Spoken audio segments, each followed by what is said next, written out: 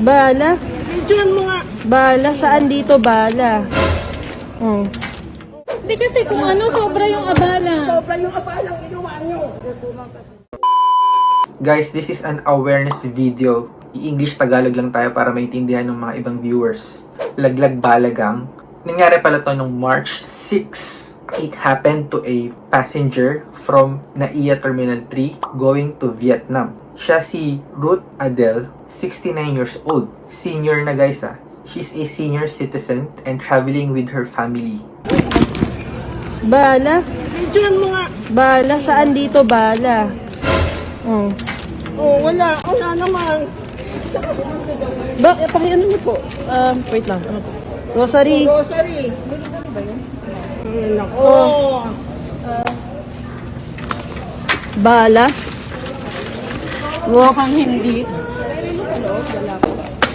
May relo po ba kayo, Mami Ruth? Relo. Ang hihira. Ginawa nyo sa amin. Videoan mo ah.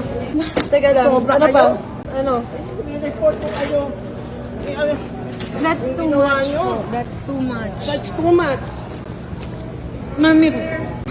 O baka ito. Pangal mo ko to sa ilong. Sure po ba kayo na siya? Why would she bring a bullet casing in her bag? And they are rushing to board the plane. Nagmamadali na sila kasi muntik na silang maiwan ng Cebu Pacific. Hindi kasi kung ano, sobra yung abala. Sobra yung abalang ginawa nyo. So, hindi nga kami. Don't worry, nakuha ko na po yung pangalan nyo. Hindi nyo na po kailangan takpan. Nakuha So, na po hindi nga namin. po kami. Makakarating ito pa yan. So, hindi nga po kami. Confirmation lang po. Marami ang synchronization. Lumapit, wala ako dun sa nangyari, ma'am. So, hindi nga po kami. Yan lang po. Yes or no? So, hindi nga po kami. Yung last day ko lang kaming x-ray dito, ma'am, para hindi. Wala kaming x-ray dito, ma'am, para hindi namin ma-double check yung gamit ko. Empty shell? Parang alam ko na, di ba ano naman yan talaga? Kala ka rin.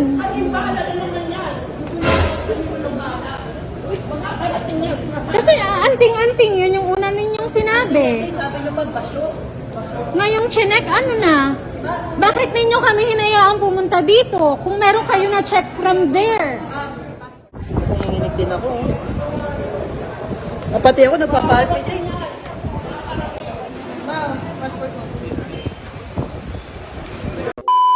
After malaman na walang laman yung bag niya na bala, after finding out that there's nothing suspicious, they covered their names and didn't even ask for sorry or didn't apologize. Hindi sila nag-sorry as in wala lang.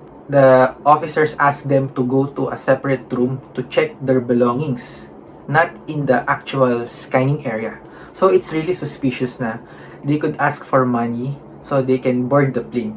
Grabe, no? Buti na lang nakuha na ng video. Kawawa naman talaga si Miss Ruth. I feel sorry for her. She almost missed her flight because of this nuisance. Dahil dito sa kalokohan ng mga security officers na to. Be careful guys. Be aware. Always take a video or photo sa NAIA Terminal 3. Pero shout out to Cebu Pacific for staying and waiting for Miss Ruth na makasakay sa aeroplano.